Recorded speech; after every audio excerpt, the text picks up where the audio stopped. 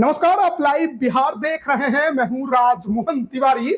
देखिए, बिहार विधानसभा चुनाव 2025 को लेकर तमाम राजनीतिक पार्टियों के तरफ से अब पूरा दमखम लगा दिया गया है ताकि इस बार का जो चुनावी परिणाम है, जनता का जो वोट है, उनके पाले में गिरे। और ऐसे में चाहे राहुल गांधी हो, तेजस्वी यादव हो या फिर प्रधानमंत्री नरेंद्र मोदी हो, बिहार के अलग अलग हिस्सों में जनसभा करते दिखाई दे रहे हैं। लेकिन देखिए, जहां एक तरफ एनडीए की बात करें तो अभी तक औपचारिक कोई भी सीट शेयरिंग को लेकर बैठक नहीं हुई है। भले ही अंदर अंदर बातचीत चलने की खबर आ रही हो, पार्टियों के बीच नोकझोंक भी देखने को मिल रहा हो, चाहे मांझी जी हो, चिराग जी हो, उपेंद्र कुशवाहा हो, लेकिन वहीं औपचारिक बैठक सीट शेयरिंग को लेकर अब तक देखने को नहीं मिली।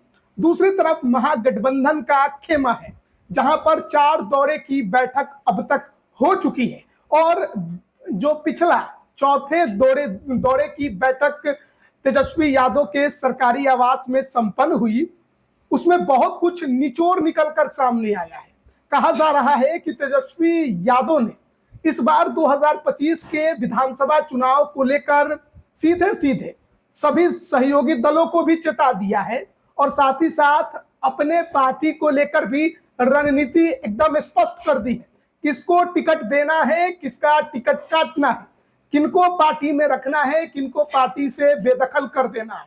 अब तेजस्वी यादव स्पष्ट तौर पर साफ साफ रणनीति के तहत आगे बढ़ना चाहते हैं।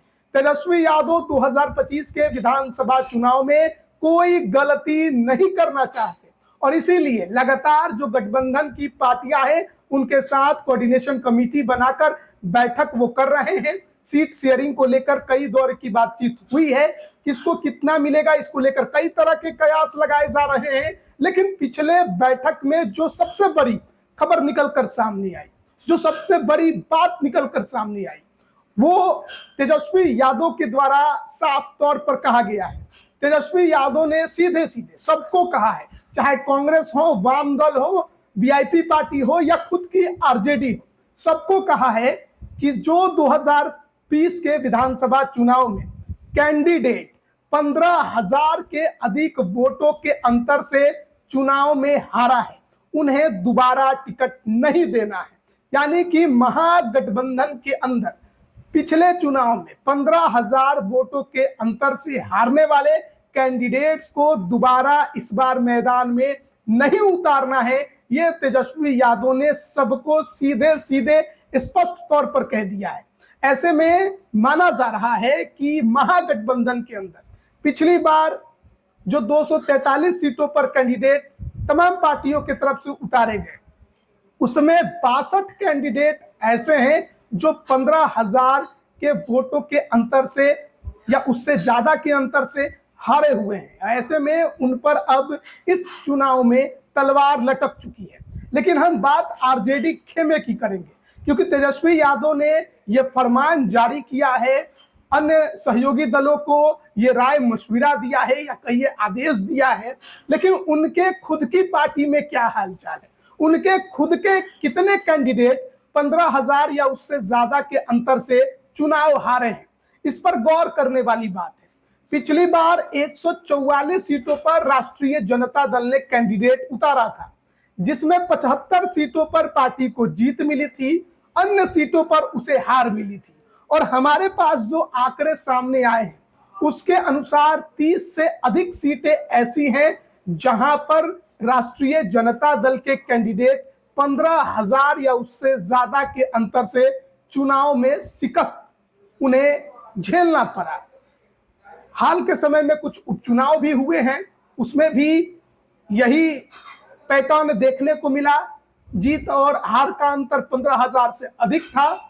ऐसे में उन पर भी तलवार लटक रही है। कई बड़े नेता इस नियम के तहत टिकट कटने के होड़ में शामिल हो गए हैं, क्योंकि अब उन पर भी तलवार लटक चुकी है कि क्या इस बार इस नियम के तहत उन्हें भी आरजेडी टिकट नहीं देगी। देखिए, सबसे पहले आपको बता दें, 23 जिलों के लगभग 35 कैंडिडेट ऐसे हैं जिन पर इस बार तलवार आरजेडी में लटक गई है। सबसे पहले हम बात करेंगे पूर्वी चंपारण की। पूर्वी चंपारण में हरसिद्धि विधानसभा जो कि अनुसूचित जाति के लिए आरक्षित है, यहां पिछले चुनाव में आरजेडी ने नागेंद्र बिहारी को चुनावी मैदान में उतारा था। उन्हें 68,930 वोट मिले। बीजेपी के कृष्णनंदन पासवान को 84,615 वोट मिले। ऐसे में 15,685 वोट पर नागेंद्र बिहारी हरसिद्धि विधानसभा सीट से चुनाव हार गए। तो इस नियम के तहत ये भी दायरे में आ गए हैं। फिर पश्चिमी चंपारण, यहाँ की सीट है लौरिया। लौरिया में आरजेडी ने शंभू तिवारी को कैंडिडेट बनाया, एक ब्राह्मण चेहरे को। सामने थे बीजेपी के विनय बिहारी, भोजपुरी में काफी मशहूर हैं, सदन के अंदर भी काफी ज्यादा एक्टिव रहते हैं। तो शंभू तिवारी को 48,923 वोट मिले और विनय बिहारी को 77,927 वोट मिले। इस लिहाज से देखें तो लगभग 30,000 के अंतर से शंभू तिवारी आरजेडी कैंडिडेट यहां चुनाव हार गए। फिर बात करेंगे सीतामढ़ी विधानसभा, यहां की सीट रूनी सैदपुर। यहां पर आरजेडी ने मंगीता देवी को कैंडिडेट बनाया था, उन्हें 48,576 वोट मिले। जेडीयू के पंकज मिश्रा को 73,205 वोट मिले। ऐसे में मंगीता देवी 24,629 वोटों से चुनाव हार गई। फिर है मधुबनी जिले की खजौली विधानसभा, आरजेडी ने सीताराम यादव को कैंडिडेट बनाया, उन्हें 60,472 वोट हासिल हुए। बीजेपी के अरुण शंकर प्रसाद को 83,161 वोट हासिल हुए। ऐसे में लगभग 22,000 के अंतर से आरजेडी कैंडिडेट सीताराम यादव चुनाव हार गए। हालांकि खजौली विधानसभा को लेकर एक चर्चा यह भी है कि यहां पर कैंडिडेट बदलने को लेकर तेजस्वी ने मन भी बना लिया है। हाल में पार्टी में शामिल हुए ब्रजकिशोर यादव का नाम यहां काफी ज्यादा तेजी से चल रहा है। राजनगर मधुबनी जिले की ही सीट है, सुरक्षित सीट है। आरजेडी के रमावतार पासवान 70,338 वोट उन्हें हासिल हुए और बीजेपी के रामप्रीत पासवान को 89,454 वोट हासिल हुए। 19,000 के अधिक वोटों से आरजेडी कैंडिडेट यहां चुनाव हार गए। फिर है अररिया की सीट, अररिया के नरपतगंज में आरजेडी के अनिल यादव को 69,787 वोट हासिल हुए। बीजेपी के जयप्रकाश यादव को 98,397 वोट हासिल हुए, यानी कि लगभग 28,640 वोटों से आरजेडी के अनिल यादव यहां चुनाव हार गए।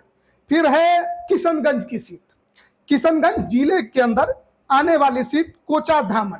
कोचा धामन में आरजेडी ने मोहम्मद शाहिद आलम को कैंडिडेट बनाया था, उन्हें 26,134 वोट हासिल हुए।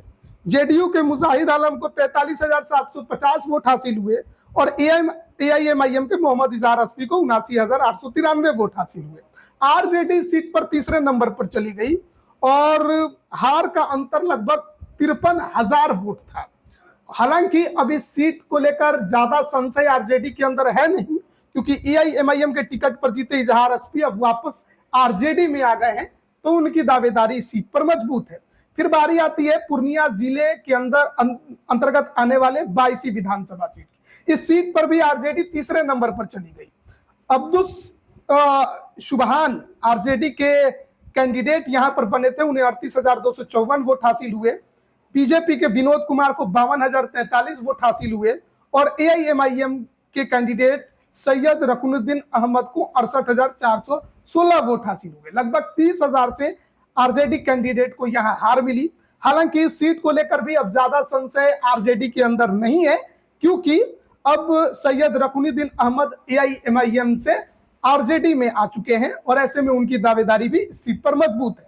फिर बात करेंगे हम पूर्णिया जिले के ही एक और सीट बनमनखी की। आरजेडी ने यहां पर उपेंद्र शर्मा को कैंडिडेट बनाया था, उन्हें 65,851 वोट हासिल हुए। बीजेपी के कृष्ण कुमार ऋषि को 93,894 वोट हासिल हुए। लगभग 28,000 के अंतर से यहां पर आरजेडी को हार मिली। ऐसे में उपेंद्र शर्मा पर भी तलवार लटकी है। फिर बात करेंगे पूर्णिया जिले के ही एक और सीट धमदाहा की। यहां आरजेडी ने दिलीप यादव को कैंडिडेट बनाया, उन्हें 63,463 वोट हासिल हुए। जेडीयू की लेसी सिंह जो कि बिहार सरकार में मंत्री हैं, वो चुनाव एनडीए से लड़ रही थी, उन्हें 97,057 वोट हासिल हुए और लगभग 24,000 से आरजेडी के दिलीप यादव यहां चुनाव हार गए। तो ऐसे में इन पर भी तलवार लटक रही है। फिर एक और सीट पूर्णिया की रुपौली। 2020 के विधानसभा चुनाव में भी यहां पर महागठबंधन को हार देखनी पड़ी थी। हालांकि उस दौरान वाम दल यहां से चुनाव लड़ा था, लेकिन पिछले साल की बात है, बीमा भारती जो जेडीयू छोड़कर आरजेडी में शामिल हो गई, उन्होंने विधायक के पद से इस्तीफा दे दिया, इसलिए इस सीट पर उपचुनाव हुआ। अब उपचुनाव का रिजल्ट भी आरजेडी के पक्ष में नहीं गया, बीमा भारती को कैंडिडेट बनाने के बाद भी। रुपौली में उपचुनाव जब हुआ तो परिणाम निर्दलीय कैंडिडेट शंकर सिंह के पक्ष में गया और बीमा भारती यहां पर तीसरे नंबर पर चली गई। लगभग 37,000 वोटों से वो इस सीट पर चुनाव हार गए। अब देखना होगा कि उपचुनाव को लेकर भी तेजस्वी यादव इस नियम और आदेश जो उनके तरफ से बनाए गए हैं और दिए गए हैं, पालन करते हैं या नहीं करते हैं, बीमा भारती का टिकट काटते हैं या नहीं काटते हैं। फिर बात आती है मधेपुरा जिले के आलमनगर सीट की। आलमनगर सीट पर आरजेडी ने नवीन निषाद को कैंडिडेट बनाया। उन्हें 73,837 वोट मिले। जेडीयू के नरेंद्र नारायण यादव 1,02,517 वोट लेकर चुनाव जीते। लगभग 35,000 वोटों से यहां पर वो चुनाव जीतने में कामयाब रहे।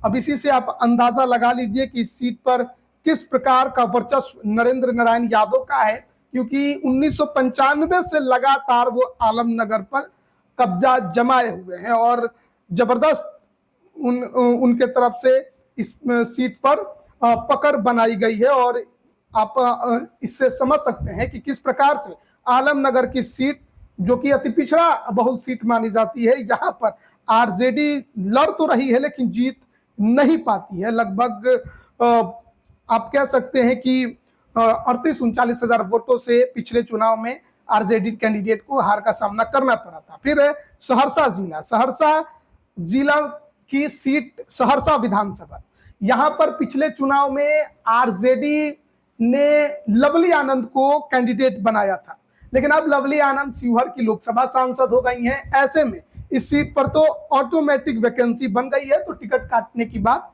दूर है। हालांकि इस सीट की बात करें तो बीजेपी के यहां से विधायक हैं। फिर दरभंगा की भी बात करें तो 15,000 का अंतर की बात नहीं है, क्योंकि दरभंगा जिले के अंतर्गत एक सीट है गौरा बोराम। यहां पर आरजेडी के जो कैंडिडेट थे वो 7,000 वोटों से ही चुनाव हारे थे, लेकिन क्योंकि गौरा बोराम की सीट पर पिछले चुनाव में वीआईपी को जीत मिली, लेकिन अब स्वर्णा सिंह जो जीती थी बीजेपी में शामिल हो गई थी। ऐसे में वीआईपी के सुप्रीमो मुकेश सहनी के भाई संतोष सहनी गौरा बोराम में खूंटा गाड़ कर उतर गए हैं और उनका कहना है कि हर हाल में हम गौरा बोराम से चुनाव लड़ेंगे। ऐसे में इस सीट पर आरजेडी की दावेदारी कमजोर हो गई है। मुजफ्फरपुर की बात करना चाहेंगे हम। मुजफ्फरपुर जिले के अंतर्गत आने वाले बारूराज विधानसभा, यहां आरजेडी ने नंद कुमार राय को कैंडिडेट बनाया। 43,753 वोट उन्हें हासिल हुए। बीजेपी के अरुण कुमार सिंह को 87,407 वोट हासिल हुए, यानी कि लगभग 44,000 वोटों के अंतर से आरजेडी कैंडिडेट को यहां हार मिली। साहेबगंज आजकल काफी ज्यादा चर्चा में भी है। आरजेडी ने यहां पर रामविचार राय को कैंडिडेट बनाया। उन्हें 68,870 वोट हासिल हुए। बीजेपी के वर्तमान विधायक राजू सिंह को 81,203 वोट हासिल हुए। राजू सिंह पहले वीआईपी से यहां चुनाव लड़े और जीते, बाद में बीजेपी में शामिल हो गए और अभी तो हाल में जो कैबिनेट विस्तार हुआ उसमें ये मंत्री भी बन गए। 15,373 वोटों के आसपास से उन्हें जीत मिली है, तो इस सीट पर भी तलवार लटका हुआ है। अब सारण जिले की बात करेंगे। देखिए, सारण जिले में आरजेडी को किसी भी सीट पर 15,000 या उससे अधिक वोटों से हार नहीं मिली है, लेकिन क्योंकि सारण के क्षेत्र में अभी आरजेडी के सामने बड़ी समस्या खड़ी हुई है। आरजेडी के जो मजबूत स्तंभ थे राजपूत समाज के, प्रभुनाथ सिंह, अब वो उनका जो पूरा परिवार है वो जेडीयू में शिफ्ट हो गया है। रणधीर सिंह जो कि छपरा से विधायक भी रहे हैं, पिछला चुनाव भी लड़े थे लेकिन 7,000 वोटों से हार गए थे बीजेपी के सीएन गुप्ता से, वो औपचारिक तौर पर शामिल हो गए हैं और उन्हें जेडीयू में पद भी मिल गया है। केदार सिंह बनियापुर से आरजेडी के विधायक बने, लेकिन अब कहानी पलट गई है क्योंकि पाला बदली हो गया है। ऐसे में बनियापुर और छपरा दोनों सीटों पर आरजेडी को नया कैंडिडेट ढूंढना होगा। अब बात करेंगे वैशाली के महनार विधानसभा। यहां पर भी महनार विधानसभा में आरजेडी को हार नहीं मिली है, जीत ही मिली, लेकिन क्योंकि बीना सिंह जो कि वहां की आरजेडी की विधायक बनी, अब उनके पति रामकिशोर सिंह एलजेपीआर में शामिल हो गए हैं, अब चिराग पासवान के नेता बन गए हैं, उनकी पार्टी और उनके पार्टी का झंडा ढो रहे हैं। तो ऐसे में माना जा सकता है कि महनार विधानसभा सीट पर भी अब आरजेडी को नया कैंडिडेट ढूंढना होगा। पातेपुर वैशाली विधानसभा वैशाली जिले के अंतर्गत ही आता है। आरजेडी ने यहां पर शिवचंद्र राम को कैंडिडेट बनाया। पातेपुर सुरक्षित सीट है, उन्हें 60,000 से अधिक वोट हासिल हुए। बीजेपी ने लखेंद्र पासवान को बनाया और इन्हें 26,000 के आसपास वोट हासिल हुए, यानी कि लगभग 26,000 से शिवचंद्र राम को यहां हार झेलनी पड़ी। शिवचंद्र राम पहले बिहार सरकार में मंत्री भी रहे हैं, लेकिन हाल के समय में लोकसभा का भी चुनाव चिराग पासवान के खिलाफ लड़ा, हार गए, और पातेपुर में 2020 के विधानसभा चुनाव में भी 26,000 से उन्हें हार का सामना करना पड़ा है। तो इनके ऊपर भी तलवार लटक गई है। फिर बात करेंगे समस्तीपुर जिले की। समस्तीपुर जिले के मोहिउद्दीन नगर है, जहां पर आरजेडी ने एज्जा यादव को कैंडिडेट बनाया था। 55,271 वोट इन्हें हासिल हुए थे और बीजेपी के राजेश कुमार सिंह को 70,385 वोट हासिल हुए, यानी कि 15,000 के अधिक अंतर से यहां पर भी आरजेडी कैंडिडेट एज्जा यादव को हार का सामना करना पड़ा। फिर बात करेंगे भागलपुर। देखिए, भागलपुर जिले के अंतर्गत गोपालपुर विधानसभा, यहां आरजेडी ने कैंडिडेट बनाया था शैलेश कुमार को, लेकिन अब शैलेश कुमार जेडीयू में चले गए हैं।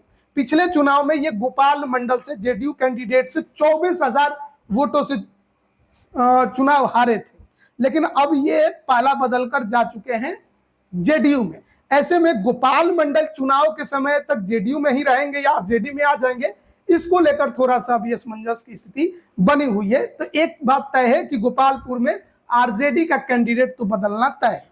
फिर बात करेंगे पीरपैंती की, यह भी सीट सुरक्षित सीट है। आरजेडी ने यहां रामविलास पासवान को कैंडिडेट बनाया, उन्हें 69,210 वोट मिले।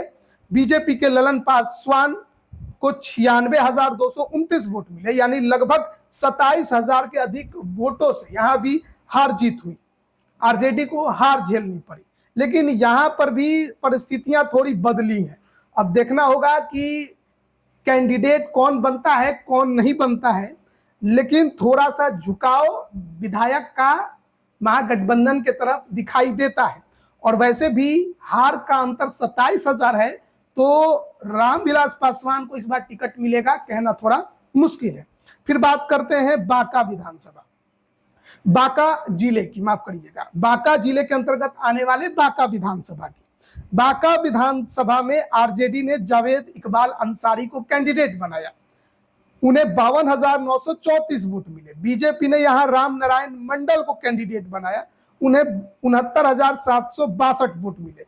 जावेद इकबाल को 52,934 और राम नारायण मंडल को 69,762, यानी कि लगभग 17,000 वोटों के अंतर से यहां भी हार जीत हुई है। उसके बाद उससे सटा हुआ एक जिला है लखीसराय।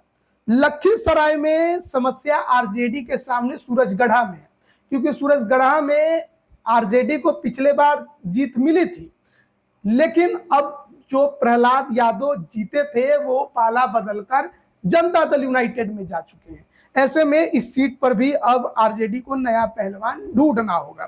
फिर बात करेंगे नालंदा जिले की।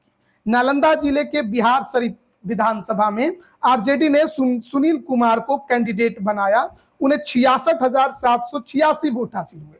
बीजेपी ने भी डॉक्टर सुनील कुमार को कैंडिडेट बनाया, यानी कि दोनों कैंडिडेट का नाम सुनील कुमार था, उन्हें 81,888 वोट हासिल हुए। 15,000 के अधिक वोटों से यहां पर भी आरजेडी को हार झेलनी पड़ी।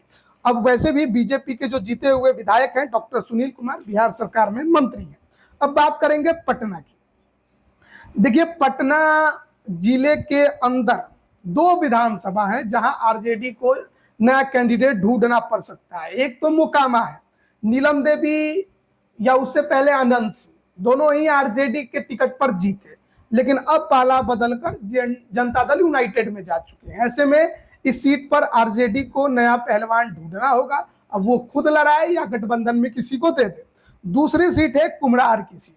कुम्हरार में आरजेडी ने धर्मेंद्र कुमार को कैंडिडेट बनाया था, जिन्हें 54,937 वोट हासिल हुए। बीजेपी ने अरुण सिन्हा को कैंडिडेट बनाया, जिन्हें 81,400 वोट हासिल हुए। अरुण सिन्हा कई बार से यहां पर विधायक लगातार बनते आ रहे हैं। 26,463 वोटों के अंतर से हार जीत इस सीट पर हुई है। तो कुम्हरार में भी आरजेडी को नए पहलवान की जरूरत होगी। फिर बात करेंगे हम कैमूर की। कैमूर जिले के अंतर्गत आने वाले रामगढ़ विधानसभा की।